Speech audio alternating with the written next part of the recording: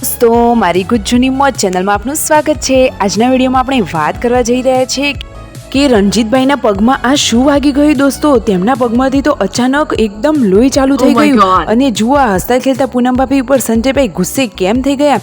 તેમને મિની કિચનનો કેવો સામાન તોડી નાખ્યો અને આ જુઓ તો ખરા યશ્વીને મૂછો બનાવી કોને બનાવી દોસ્તો। અને પૂનમ ભાભીને તો આજે સંજયભાઈ જોરદાર બોલ્યા દોસ્તો, તેમને વઢ્યા, તેમના ઉપર ગુસ્સે થયા તો તેમને કેવું બોલ્યા તેમનો લાઈવ તમને આ વિડીયોમાં જોવા મળશે।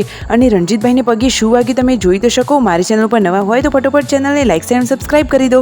દોસ્તો જુઓ, રણજીતભાઈ ટેબલ સાફ કરી રહ્યા હતા અને પછી સાઈડમાં કરવા જઈ રહ્યા હતા ત્યારે ટેબલનો ખૂણો તેમને આંગળી ઉપર વાગી ગયો તો જુઓ તેમને આંગળીનો તો નખ જ વખૂટી ગયો અને તેમને તો લોહી આવવા લાગ્યું। દોસ્તો ખરેખર આવું તો વાગે તો બહુ જ દુખે, સાચી વાત ને? તમને કોઈને આવું વાગેલું છે?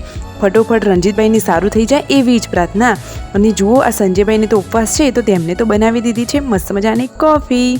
અને જુઓ ઘરમાં પાર્વતી ભાભી બનાવી રહ્યા છે રસોઈ। આજે રસોઈમાં બની રહી છે મસ્ત મજાની ગ્રીન ચોળીનું શાક અને રોટલી। રાકેશભાઈ તો જમવા માટે બેસી ગયા અને શિલ્પા ભાભી જુઓ કરી રહ્યા છે ઘરના કામ। અને દોસ્તો પૂનમ ભાભી ઉપર તો આજે સંજયભાઈ બહુ જ ગુસ્સે થયા। જુઓ આ રહ્યા આપણા લાડકવાયા પૂનમ ભાભી, તો તેમનાથી શું ભૂલ થઈ ગઈ દોસ્તો જુઓ તો ખરા તમે આ લાઈવ વિડીયોમાં તમે તેને નિહાળી શકો છો। તો એમાં થયું એવું કે સંજયભાઈએ મિની કિચનનો સામાન મંગાવ્યો હતો તો તેનું પાર્સલ આવી ગયું હતું। પૂનમ ભાભીએ એ પાર્સલને નીચે પાડી દીધું દોસ્તો। એમાં એમની કોઈ જ ભૂલ નહોતી, તેમનાથી ભૂલથી પલંગ ઉપરથી આ પાર્સલ પડી ગયું તો કદાચ મિની કિચનનો સામાન તૂટી ગયો તો સંજયભાઈને થોડો ગુસ્સો આવી ગયો, તેઓ પૂનમ ભાભીને બોલ્યા। પરંતુ એમાં પૂનમ ભાભીની ભૂલ તો ના જ કહેવાય ને દોસ્તો। જુઓ શિલ્પા ભાભી પણ તેમને ચડાવી રહ્યા છે। પૂનમ ભાભી કહે છે કે શિલ્પા તો લાકડાવાળું લડામણી છે, સાચી વાત ને દોસ્તો? કેવી મસ્તી કરી રહ્યા છે। અરે પણ શું સામાન તૂટ્યો કે નહીં? ના દોસ્તો, સામાન તૂટ્યો નથી, કોઈ ચિંતાની વાત નથી। અને જુઓ યશ્વીને તો આવી ગઈ છે મૂછો।